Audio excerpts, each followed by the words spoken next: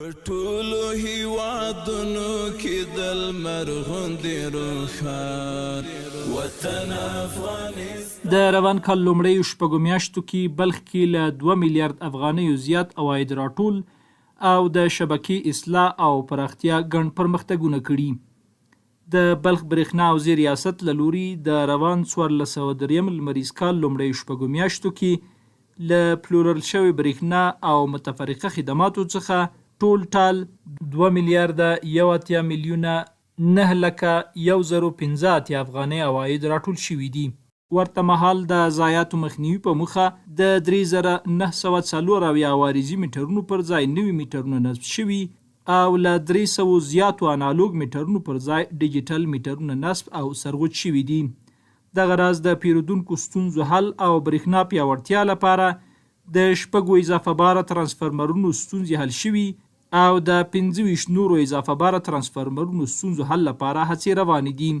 د بلخ برېښنا حوزې اړوند تخنیکي کارځای کې د نورو تجهیزاتو سربیره 33 عوارضي ترانسفرمرونه په اساسي ډول ترمیم شوي دي چې ورسره د پیرودونکو برېښنا پیاوړې او نورمال شوې ده. د روان لمریز کال لومړیو شپږو میاشتو کې بلخ کې د شبکې پراختیا بهیر کې د لومړي نمبر خدماتو اړوند نویو پیرودونکو ته 2455 میټرونه نصب شوي دي. دغه راز 2268 هستوګنیز 158 تجارتي او 23 میټرونه هم جوماتونو لپاره نصب شوي او اړوند پیرودونکو ته برېښنا ورکړل شوې ده.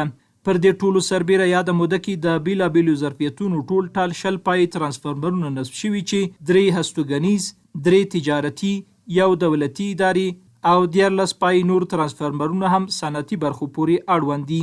بلخ ولایت کې دا مهال د افغانستان برېښنا شرکت له لوري شاوخوا 199,000 پیرودونکو ته برېښنا ورکول کیږي چې د برېښنا ځایي 1560 تنو کارکوونکو له لوري ورته د برېښنا خدماتو وړاندې کولو اړوند چارې پر مخ وړل کیږي او ستونزې پر وخت حل کیږي.